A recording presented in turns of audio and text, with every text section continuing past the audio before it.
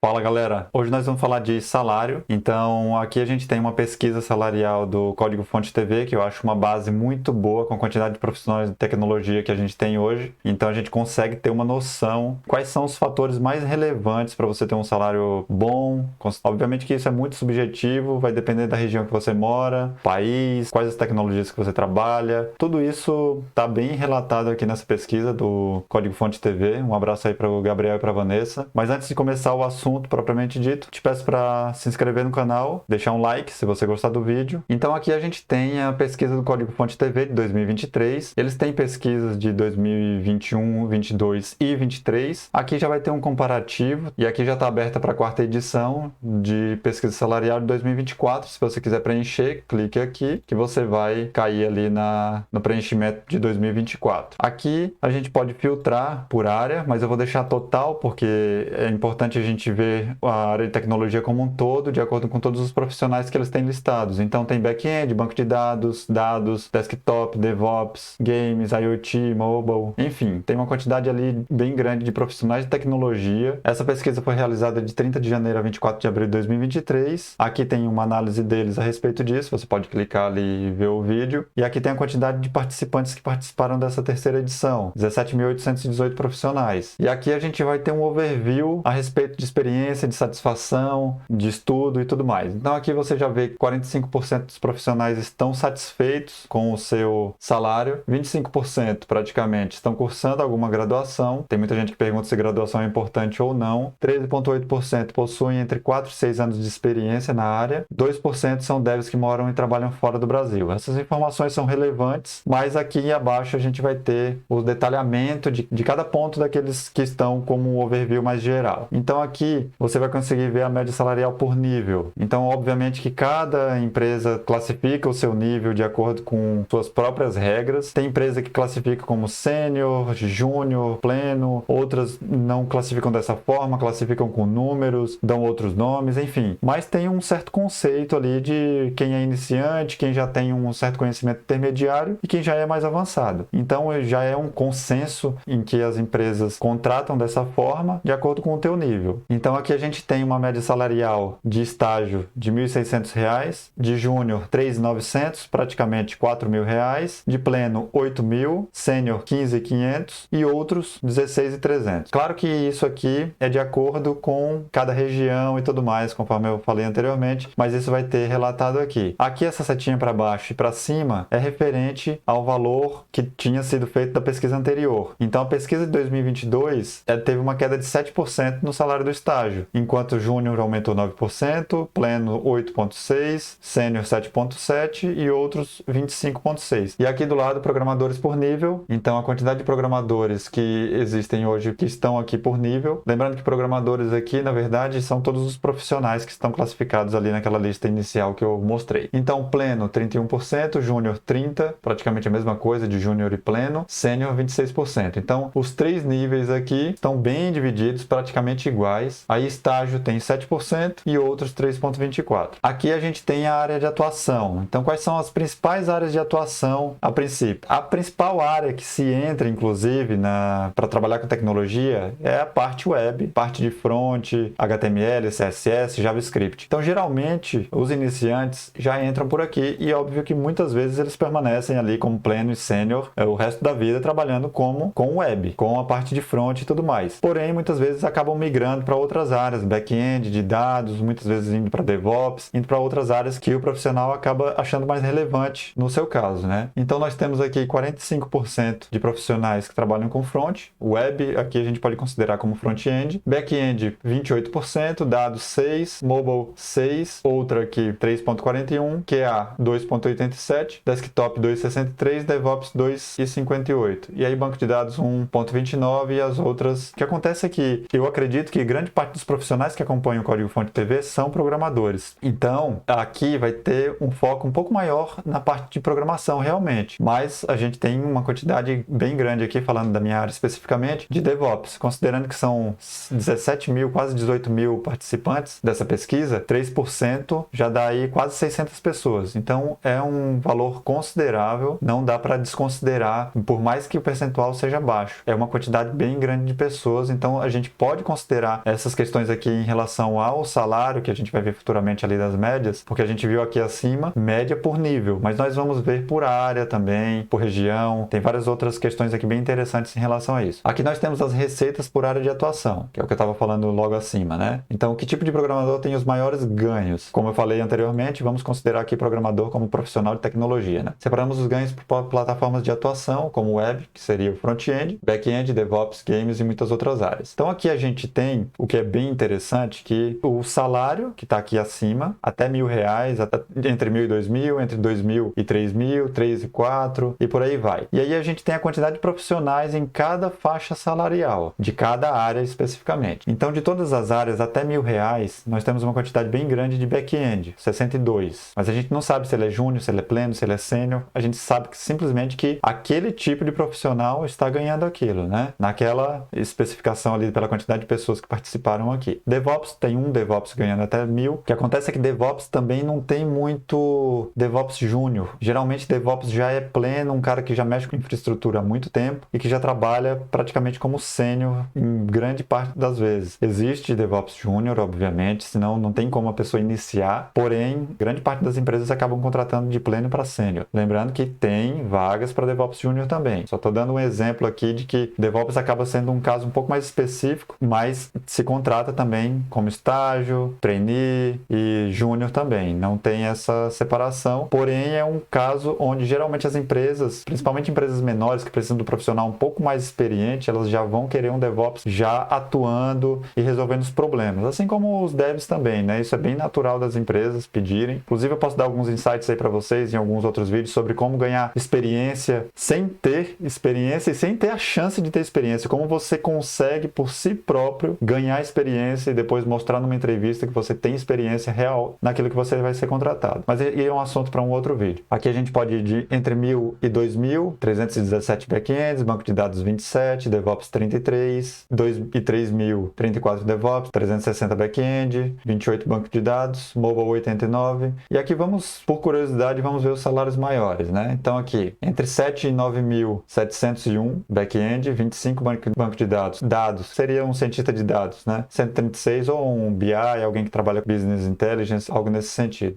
Desktop, 72, DevOps 55. Então, como você vê, já aumenta um pouco a gama ali. Essa linha rosinha aqui é focada no web, a verde é back-end, então a gente já consegue ver a quantidade de pessoas que tem no front. Então, os iniciantes realmente eles já começam como front. Claro que aqui grande parte dos pesquisados são programadores realmente, mas você já vê uma quantidade bem grande de desenvolvedores front-end ganhando salários ali entre 3 e 4 mil, 2 e 3, 4 e 5 e por aí vai. Salários um pouco mais altos ali, entre a faixa de 9 a 12 mil. Quantidade de 64 DevOps, 763 back-end, banco de dados 20, dados 170, já aumenta bastante. E tem uma quantidade grande ali de front também, 896. Segurança da informação 7, QA 56, mobile 137. Salários um pouco maiores ainda, entre 15 e 20 mil. Seria aqui, quantidade de back-ends 386, mobile 88, QA 26, front 363, DevOps 38. Então aqui a gente consegue ter uma noção de quantas pessoas estão ganhando em cada área específica, qual a sua faixa salarial. Isso é bem importante, né? Aqui ele fala aqui, que a gente já falou aqui antes, mas desenvolvimento web ainda é o preferido pela maioria dos devs, seguido pelo profissional back-end, independente da faixa salarial. Como você pode ver ali, o rosa e o verde é o que domina. Um dado curioso foi na faixa salarial entre 12 e 15 mil, os desenvolvedores back-end são a maioria. Então, essa faixa aqui, que eu tinha falado antes, 12 a 15 mil, 541 profissionais back-end, 490 front. Eu percebo, por experiência própria, que muitas vezes os profissionais de back-end são um pouco mais valorizados nas empresas do que os profissionais front-end. Muitas vezes os fronts estão associados àquela pessoa que faz uma telinha ou coisas assim. Até mesmo em termos pejorativos, isso aí, o canal do Mano Devin tá aí para provar, muitas vezes é muita zoeira em cima do front, porque todo mundo inicia como front. Não todo mundo, obviamente, mas grande maioria dos profissionais de tecnologia acabam indo para essa área. Por mais que depois, lá na frente, ele se transforme num gestor, ele vire um QA, um DevOps, como eu falei anteriormente. Então, isso é bem natural, porque acaba muitas vezes se menosprezando, entre aspas, aí, aquele profissional. E ele tem que ter um nível de conhecimento tão profundo quanto qualquer outro profissional para construir o que ele precisa. Então, o desenvolvimento, a programação, ela permeia vários tipos de profissionais, várias áreas. Então, isso não está linkado especificamente a uma área. Aqui temos alguns impactos em layoffs. Quem não sabe o que é layoffs são demissões em massa. Aqui fizeram algumas perguntas aos participantes, não foram demitidos nos últimos 12 meses, praticamente 90% e 10% sim. Vamos ver em 2024 como foi, porque 2023, final de 2023 ainda rolou muito layoff, então é importante isso aqui para a gente avaliar na edição de 2024. Aqui por gênero, então a gente tem uma amostragem aqui média, onde 90% são homens e quase 10% ali mulheres. Então, masculino 90%, feminino praticamente 10%. O que acontece é que realmente a área de tecnologia, grande parte dos profissionais são homens.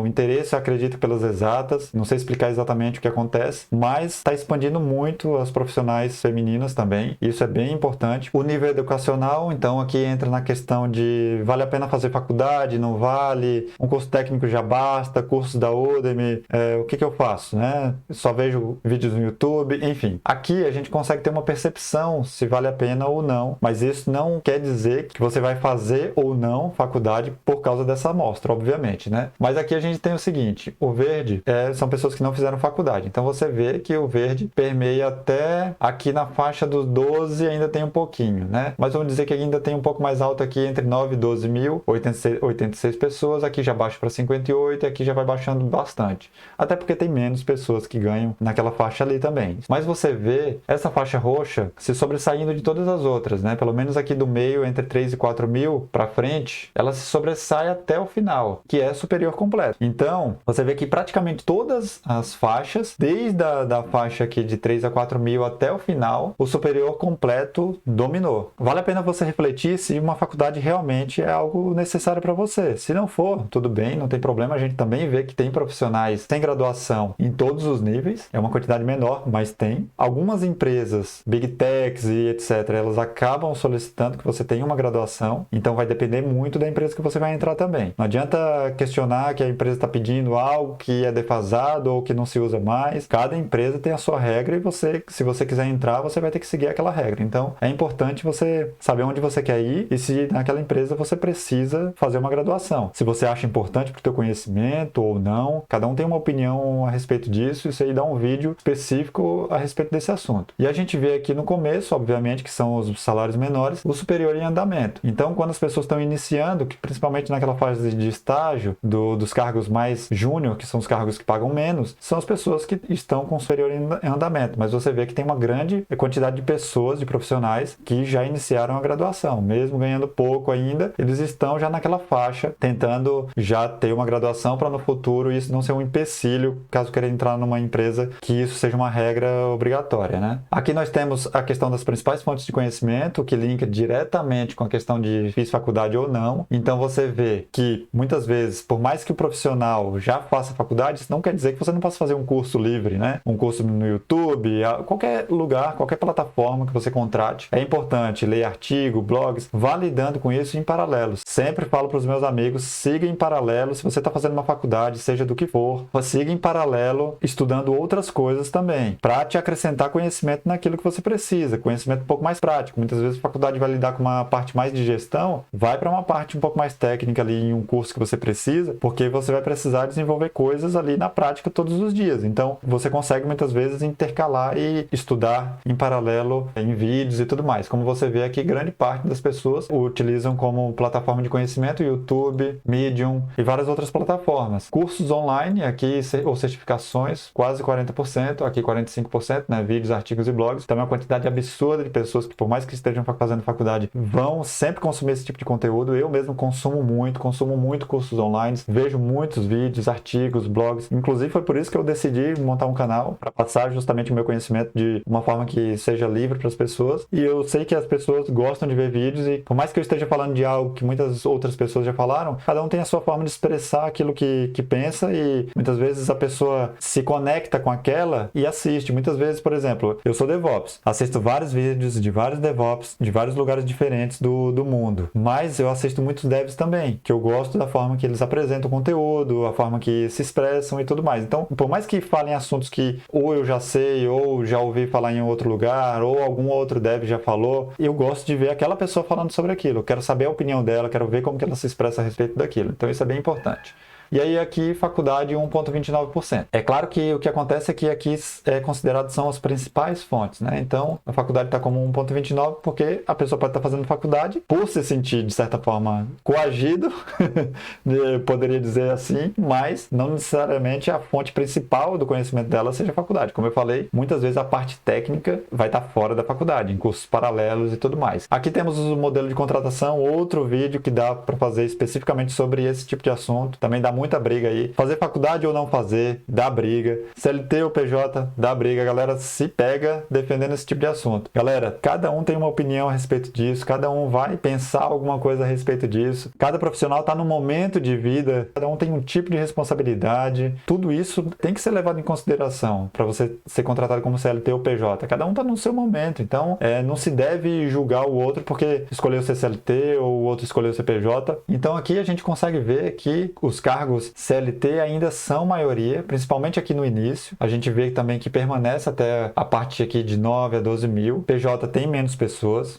Muitas empresas acabam internalizando os profissionais PJ também, depois de um tempo. E aqui você acaba vendo que CLT e PJ quase que iguala, que ali na faixa um pouco mais alta, realmente muitas vezes é difícil manter um profissional CLT, mas ainda tem mais CLT do que PJ. Aqui entre 20 e 30, aí você já vê que vira, né? Então, um valor de salário um pouco maior, e aí também entra os casos das contratações estrangeiras, né? Então, outros países vêm, pegam os profissionais brasileiros, naturalmente ali vão ganhar mais por causa da conversão, muitas vezes em dólar ou em euro, e acaba tendo contrato como PJ. Não tem contrato CLT com o exterior. Então, contratando como PJ, ele vai ganhar realmente mais. Então, aqui realmente você já vê a virada de PJ para CLT. O outro aqui pode ser considerado em relação a outros tipos de contrato. Tem contrato de estágio, de trainee, que ainda não é um contratado CLT, mas também não é PJ. Então, por isso que no início aqui tem outros, né? E tem uma grande quantidade de pessoas aqui ganhando entre 1.000 e 2.000 que tá como outros, né? Que provavelmente é estágio ou algo nesse sentido. Como a gente viu, a média de salário de estágio é 1.600, então deve estar por aqui, entre 1.000 e 2.000, então provavelmente isso. E aqui você vê que o salário médio de CLT é R$ 7.500, enquanto o salário médio de PJ é R$ 12.000. Então você vê que realmente o PJ ali tem uma média maior, justamente por causa desses profissionais aqui da frente, né? Entre 20 e 30 mil, quantidade aqui bem grande, entre 30 e 40 mil. Então isso faz com que a média suba bastante do PJ. Aqui tem um modelo de trabalho, isso também é bem importante aqui para a pesquisa de 2024, para a gente saber como que as empresas se comportaram ali depois de todo o acontecimento que teve no mundo aí, de 2019 para frente, né? Grande parte das empresas se transformaram em remoto. Inclusive eu trabalho numa empresa hoje que eu acredito que não tinham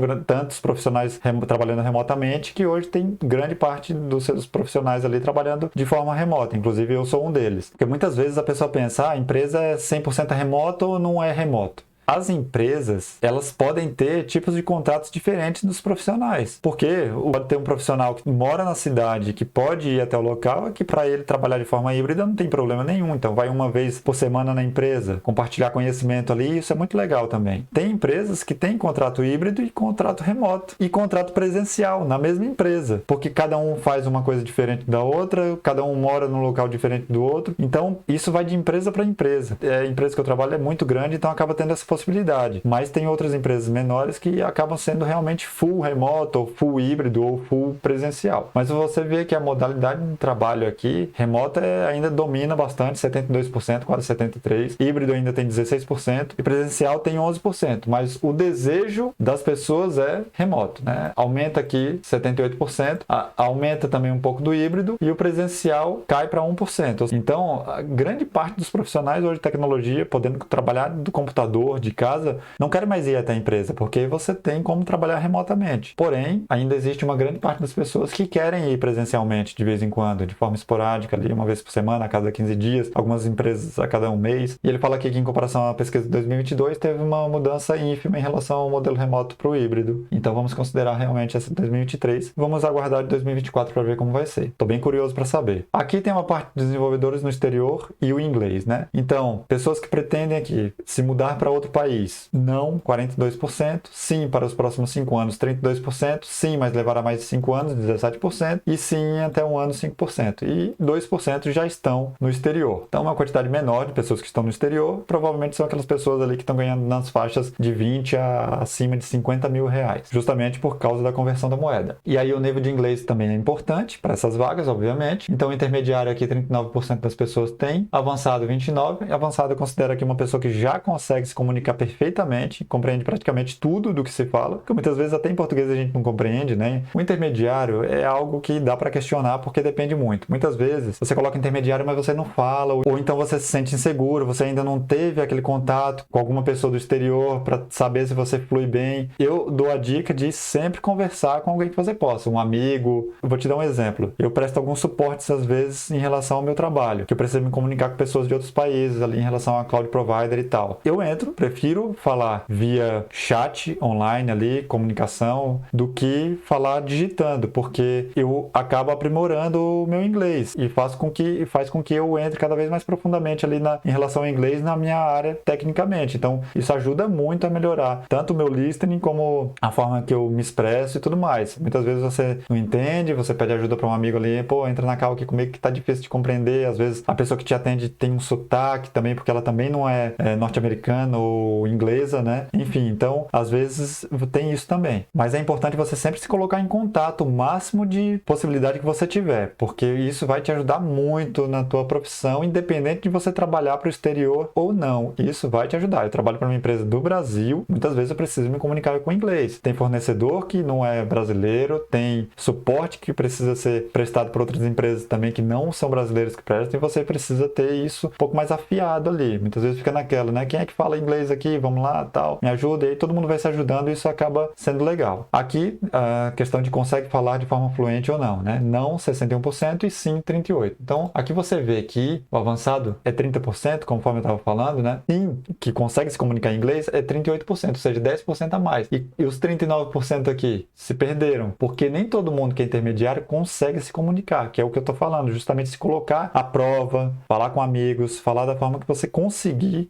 para se comunicar com as pessoas. Aqui, programadores que trabalham no exterior que voltariam para o Brasil, 58% não voltariam, talvez 29% e sim 11%. Então foram 390 programadores que responderam essa pesquisa, não é o total ali de 17 mil pessoas, né, que responderam essa pesquisa, mas é uma quantidade um pouco menor, porém é bem interessante que essa quantidade é bem grande aqui, né, 390 que responderam a pesquisa, né, então a gente sabe que tem bem mais profissionais trabalhando para o exterior, brasileiros são muito bem quistos no exterior. Aqui você consegue já ver as faixas e ver quais os profissionais que voltariam para o Brasil de acordo com a faixa salarial, e você consegue ver que grande parte das pessoas em verde são os que não voltariam, né, então grande parte realmente não voltariam. A média dos que pretendem voltar ao país é de 20 mil reais e a média dos que não pretendem é 22 mil. Então você consegue ver que é bem equivalente em relação à faixa salarial. Depende muito de onde a pessoa já morava no Brasil e foi para o exterior e teve um impacto, e muitas vezes ela já morava num lugar bom no Brasil e quer voltar, quer ficar perto da família, já morava num lugar que é considerado seguro. Então,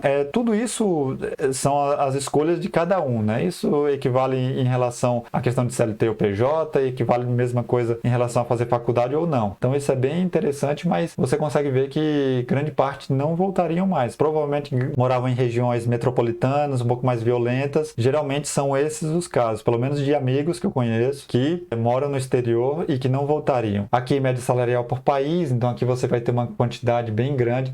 Aqui é a quantidade de profissionais, então, primeiro lugar não é pelo salário, tá? Que é pela quantidade de pessoas. Então, 172 participantes que responderam aqui trabalham para Portugal. A quantidade de brasileiros que trabalham e moram em Portugal é bem grande. Geralmente, as vagas que tem para Portugal são geralmente presenciais. É difícil eles contratarem de forma remota, então é importante você estar ciente disso. E a média salarial ali de 16 mil reais, uns 3, 4 mil euros, é uma faixa boa para Portugal, é um salário bom. Muitas vezes a pessoa quer ganhar mais do que isso, 8, 10, 12 mil dólares, que são salários que se pagam nos Estados Unidos ou nesses países assim, Canadá, aqui mais para as Américas, ou em alguns países da Europa também, como Alemanha e Portugal, paga metade do que paga o Canadá, né? Tem menos profissionais lá, mas você vê que já é 30 mil, né? 16 para 31. Então, no Canadá se paga mais, nos Estados Unidos bem mais. Então, os Estados Unidos realmente paga bem, mas tem um estilo de trabalho um pouco diferente, às vezes, do nosso.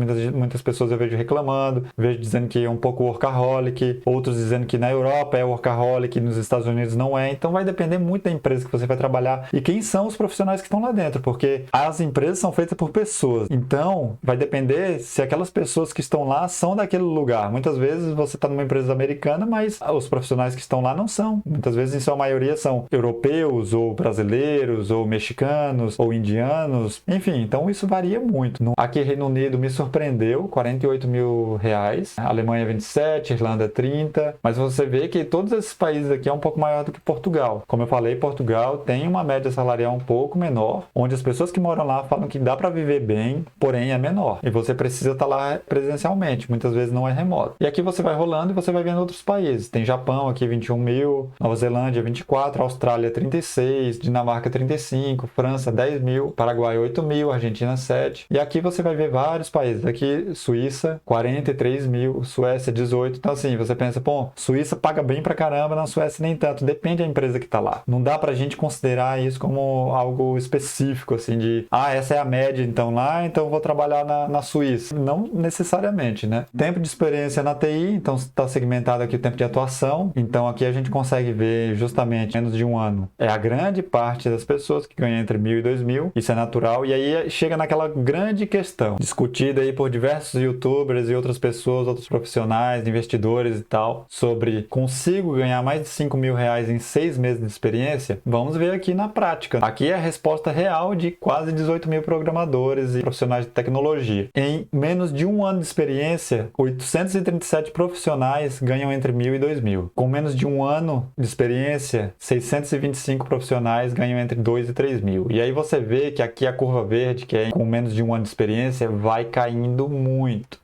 E aí você vê aqui que tem 205 profissionais que ganham entre 4 e 5 mil. E aqui na frente, entre 5 e 6, você vê que tem 83 profissionais que ganham entre 5 e 6 mil, com menos de um ano de experiência. E a curva, obviamente, que vai baixando, e menos de um ano de experiência, profissionais ganhando entre 9 e 12 mil, 21 profissionais. E você vai ver que ainda tem profissionais ganhando bastante dinheiro com menos de um ano de experiência, de 15 a 20 mil. Então a resposta crua é possível ganhar mais de 5 mil reais com menos de 6 meses de experiência. Menos de um ano de experiência aqui prova que é possível. Agora, são tantas variáveis que não tem como a gente dizer, você vai estudar 6 meses ou, um ano e você vai ganhar isso. Óbvio que não é assim que funciona, como você vê que grande parte das pessoas com menos de um ano de experiência ganham um salário entre 1.000 e 2.000 reais. Quem vai ganhando mais, a curva vai aumentando aqui, é entre 1 e 2 anos. E aí você vê que entre 1 e 2 anos tem mais profissionais ganhando salários mais altos. Aqui entre 2 e 4, a curva é bem baixa no começo e vai aumentando aqui. Entre 7 e 9 mil é a quantidade maior de pessoas. 804 profissionais entre 2 e 4 anos ganhando entre 7 e 9 mil. Quanto mais o tempo passa, mais tempo de experiência, geralmente se ganha mais. Mas não necessariamente. Como você vê aqui, profissionais entre 10 e 15 anos de experiência, 327 profissionais ganhando entre 9 e 12 mil. A curva vai baixando para esses profissionais, com entre 10 e 15 mil. 142 profissionais entre 10 e 15 anos de experiência ganhando entre 20 e 30. Porque nem todo profissional que tem grande experiência muitas vezes não sabe se vender, ou muitas vezes está numa empresa que tem outros benefícios além do salário, porque nem tudo é dinheiro. É óbvio que a gente está falando aqui especificamente de salário, mas nem tudo é sobre salário. E aqui sobre o meu questionamento, 5 mil em 6 meses, não é o que a maioria dos participantes das pesquisas apontou. Os que possuem até um ano de experiência estão na faixa entre 1.000 e 2.000. Os salários entre 7 e 9 mil, em sua maioria, aparecem para os que possuem entre 2 e 4 anos de experiência. Realmente você precisa estudar. Não tem muita saída, você precisa garantir experiência e tudo mais. A idade importa. Eu já tô ficando mais velho aí, já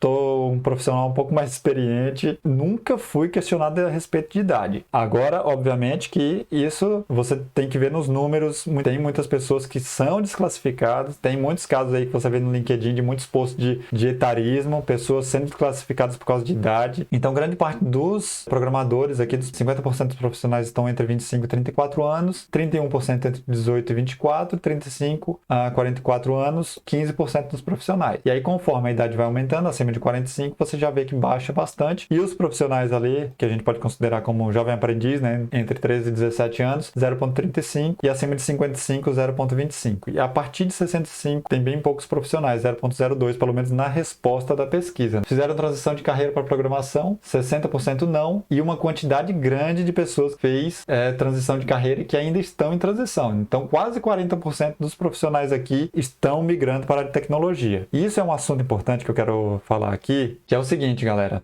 O que acontece? A média de salário do brasileiro é muito baixa. Eu até deixei separado aqui 2 posts. Estimativas mensais mostram que o rendimento mensal médio real em setembro de 2023 era de R$3.000. Ali você vê júnior ganhando um salário muito maior do que isso. Aqui, calculadora de renda. 90% dos brasileiros ganham menos de R$3.500. Confira sua posição na lista. Quanto ganha o trabalhador brasileiro? Renda média subiu 7,2%. O valor recebido chegou a R$2.979. Então a média fica entre R$3.000 e R$3.500. E aí você vê aqui na pesquisa, por idade, profissionais de entre 13 e 17 anos estão ganhando quase R$4.000. Mais do que a média do profissional brasileiro que trabalha em outras áreas. 18 a 24 anos, o cara está ganhando mais de R$5.000. 25 a 34, e aí entra na questão de experiência, porque a idade vai aumentando, o salário vai aumentando. Aí entra na questão de anos de experiência, né? Muitas vezes a pessoa não está numa migração. Pode ser que esses números baixem um pouco, porque o que acontece? Como tem muito profissional de outras áreas fazendo transição de carreira, pessoas mais velhas também estão fazendo essa transição. Então, geralmente são as pessoas mais velhas que estão fazendo. Então, você pega aqui, entre 25 e 34 anos, eu acho que a pesquisa de 2024 vai mostrar isso. Entre 25 e 34 anos tem uma média de R$9.300. Você pega profissionais nessa faixa etária fazendo transição de carreira, como eles têm uma experiência menor, eles vão cair para cá, os salários menores, de 5.000, 3.000 e pouco. Então a média dessa idade provavelmente vai baixar. É uma suposição que eu tenho aí por causa da transição de carreira. 35, 44 anos eu acho que vai acontecer a mesma coisa, mas você vê que quanto maior a idade, geralmente maior o salário. Aqui a gente tem uma média salarial por estado,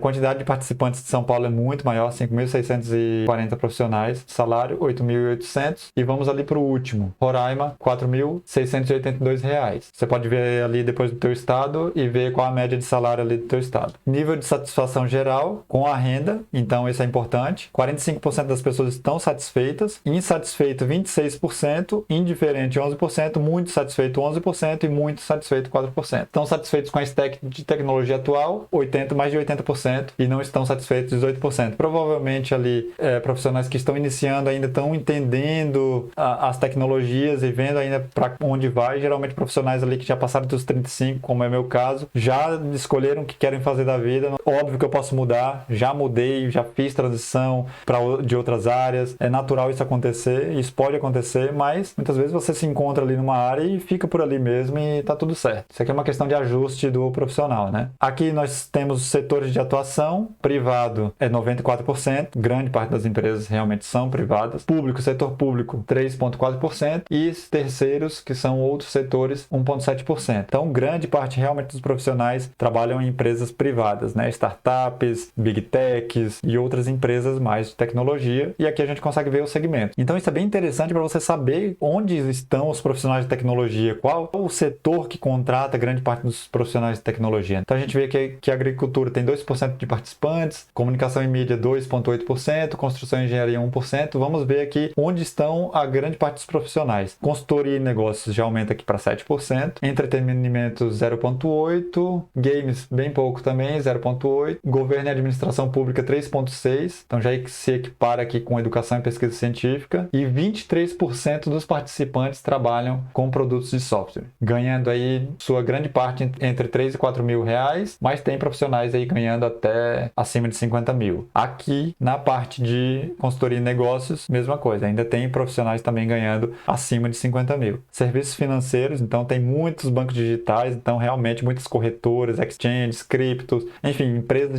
relacionadas a serviços financeiros contratando. E aqui temos viagem e turismo, 1% dos participantes. Atuação em startups, isso está separado e é importante realmente ressaltar porque grande parte de empresas ali relacionadas ao mercado financeiro, criptomoedas, muitas vezes são de startups, games e produtos de software. Então, geralmente são startups que receberam um aporte de investidores e estão trabalhando para crescer. Então, você vê aqui que 24% dos participantes trabalham em startup, que é um número bem alto. E a média salarial por linguagens e tecnologia. Então, aqui nós temos em primeiro lugar a quantidade de participantes maior, 3.688 participantes. Profissionais de tecnologia trabalham com JavaScript, realmente JavaScript é muito mais hypado, mas você vê que o salário é um pouco menor que outras tecnologias. Você vê o Java sendo muitas vezes subestimado, você vê que o salário é maior, R$9.000 aqui a média, e tem muitos profissionais trabalhando com Java, com Kotlin, enfim, Kotlin que eu falei, 397 profissionais, mais. E você vê que aqui a questão do mobile, né? R$ 10.000 a média, ali um pouco maior, quase 11 mil. Python, R$ 8.500. E aqui você consegue ver diversas outras tecnologias. Delphi aqui me surpreendeu um pouco, R$ 6.500 uma média de salário, 319 participantes trabalhando com Delphi. Ruby, Low Code. Low Code também tem bastante pessoas ganhando salários bem altos. Swift, R$ 11.000. Swift realmente se ganha um pouco mais, porque trabalha ali para iOS. E aqui você tem várias outras linguagens. E aqui abaixo uma média salarial por frameworks e ferramenta. Então você tem aqui React, o pessoal usou bastante, mas